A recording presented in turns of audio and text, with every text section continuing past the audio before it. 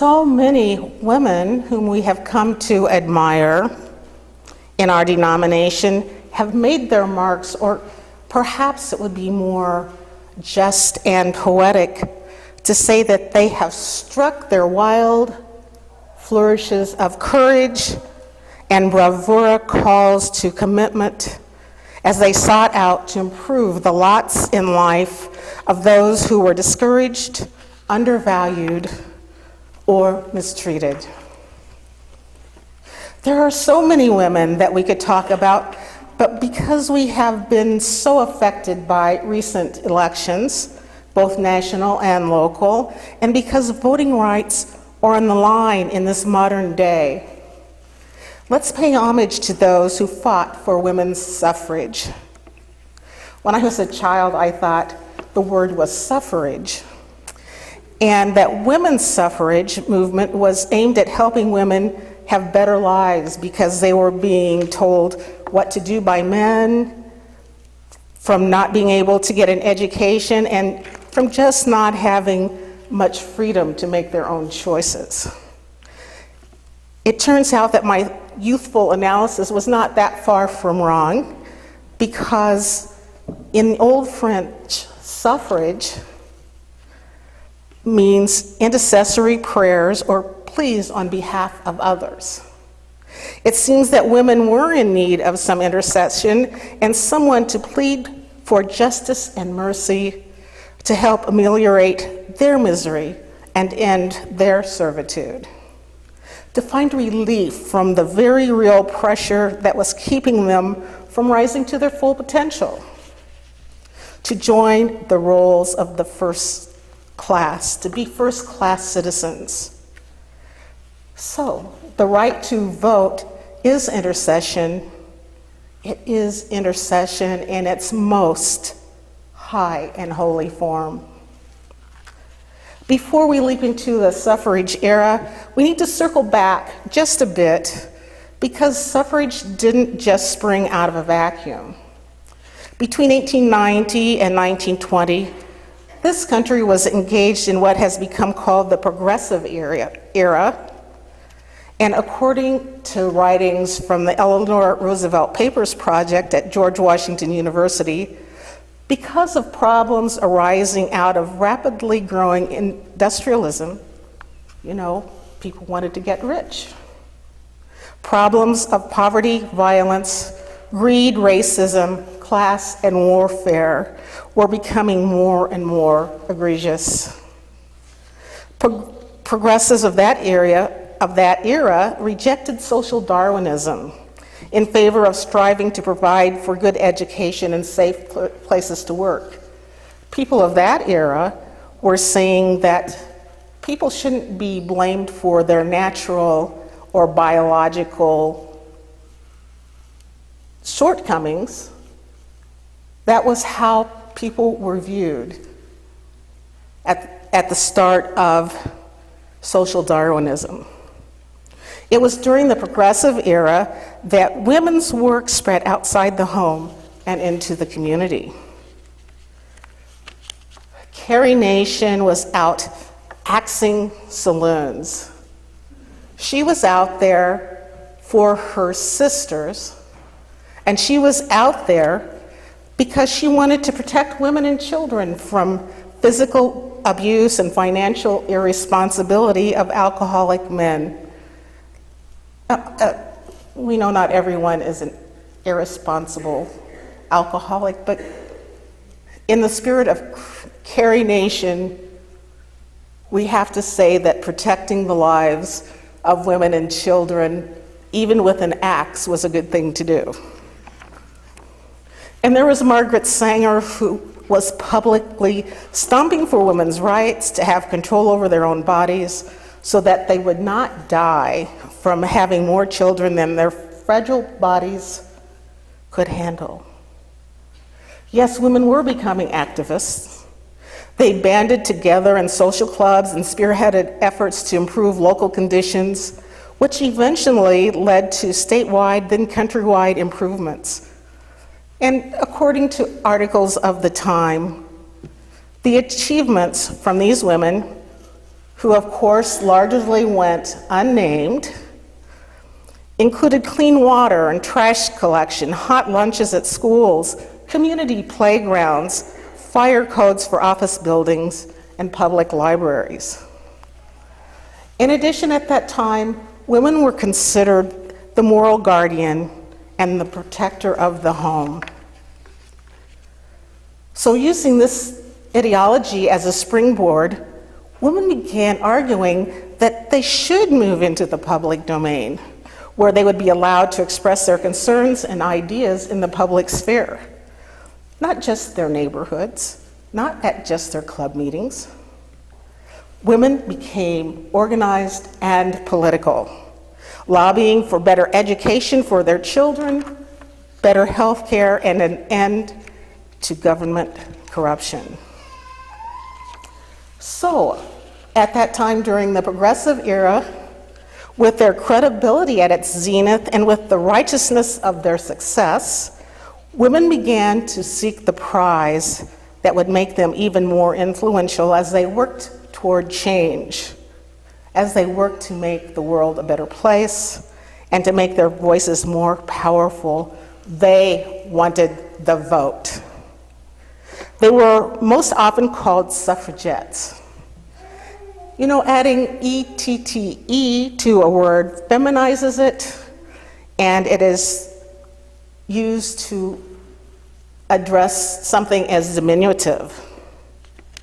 But you know, there is nothing small about the accomplishments of the women and men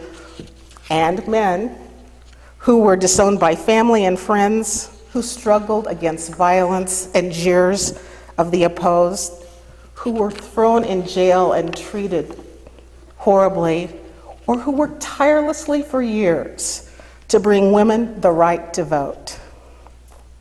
Suffragists faced animosity within their families and public ridicule. Imagine facing this sort of rhetoric as you're fighting for your rights, spewing from the likes of John Boyle O'Reilly, who was a well-known journalist at the time. And for some reason, I have this vision of him in a vest and sitting around with his, and probably a cigar somewhere close.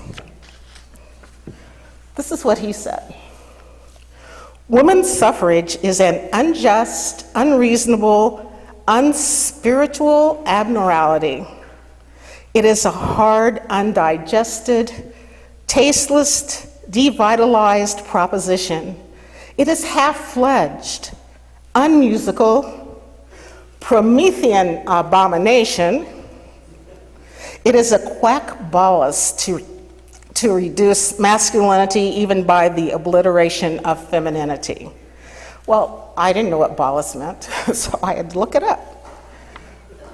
Bolus is defined as a big wad of food about to be swallowed or a large pill given by veterinarians. So, either way, Mr. O'Reilly and many others had the idea of women getting the vote and said that it was emasculating and a hard pill to swallow. Suffragists kept the faith and fought on regardless of the obstacles put in their way. And some of the foremost names in the suffrage movement are those of Unitarian and Universalist women. And I'll talk about 3 of those who are either officially of our faith or who are so closely aligned that they have been claimed by us. Elizabeth Cady Stanton, Susan B. Anthony, and Olympia Brown. Unitarian Elizabeth Cady Stanton, born in 1815, was not only a suffragist, but she was an abolitionist, an author, a wife, and mother who worked for women's rights. Stanton was a key organizer of the 1848 Women's Rights Convention in Seneca Falls, New York, where she introduced the Declaration of Sentiments, which she had written. And that document described ways in which women were being discriminated against and what their rights should be as citizens. Now, it was the combination of these two things, the convention and the declaration, that launched the struggle for women's rights and women's suffrage. Stanton and Susan B. Anthony became friends and were partners in their activist efforts. Olivia Cady was the writer and the strategist who stayed home with her family. And Susan B. was the organizer who traveled widely and was subjected to the animosity of the public. Ironically, both women were abolitionists who became disillusioned as the arguments and amendments fighting for free black men to get the vote were established. When the 15th Amendment added the word male into the Constitution for the first time and allowed freedmen to vote, Anthony became adamant that this was a mistake and said that educated white women would be better voters than ignorant black men or immigrant men. In the late 1860s, she even portrayed the vote of freedom as threatening the safety of white women. We can forgive her. Because despite her faults, she was a tireless fighter for women's rights and against the ravages of dangerous abortions. And in fact, we did honor her. She was the first woman to have her money, her face on United States currency. And finally, Olympia Brown. Now, rarely could there be an address about influential Unitarian or Universalist women without mentioning Olympia Brown. She happened to be one of the few suffragists who lived long enough to see women get the vote. Olympia Brown was truly a pioneering woman, and she was born in 1835, led a remarkable life by any standard, and it was filled with challenges at almost every turn. She was among a few women of her time to receive a college degree, and then she decided to attend theological school. Of course, she was denied. She was denied, but she kept trying time and time again, and then she got a letter that she thought was inviting her to come to a college, St. Lawrence University. She arrived there and the president was stunned because he thought his letter was discouraging her, but she couldn't be discouraged. So Brown, a Universalist, was the first woman to graduate from a theological school and among the first to be ordained. In 1847, she left parish ministry to go to Kansas to campaign for the women's suffrage amendment. Only about 1/3 of the population, and remember only men could vote at that time, but 1/3 of them voted for the amendment, and that was considered a moral victory. Eventually, Reverend Brown returned to parish ministry and continued to work tirelessly for the women's movement. And in 1920, she had the opportunity to speak at the church that is named for her, the Olympia Brown Unitarian Universalist Church in Racine, Wisconsin. And of the suffrage movement, she said, "The grandest thing has been the lifting of the gates and the opening of the doors to women of America, giving liberty to 27 million women, thus opening to them a new and larger life and a higher ideal." So let's leap forward about 100 years, because we as Unitarian Universalists are about to make voting history. We have done it with the last two presidential elections, in our association. In our most recent history, the UUA has been headed by an African American male and a Latinx male, respectively William Singford and Peter Morales, who resigned recently. And in 2017, a female will lead the way. Although our denomination has called 2 people of color to be president, there is the fear that we would never be able to elect a woman. And so, this history that is unfolding is going to produce a woman as president. We know a woman will be president because all the candidates are women. Originally, the nominating committee selected 2 women. 1 dropped out and 2 more petitioned in. And one of the things that is maybe a little troubling is that we thought that we could only elect a woman if we had only women as candidates.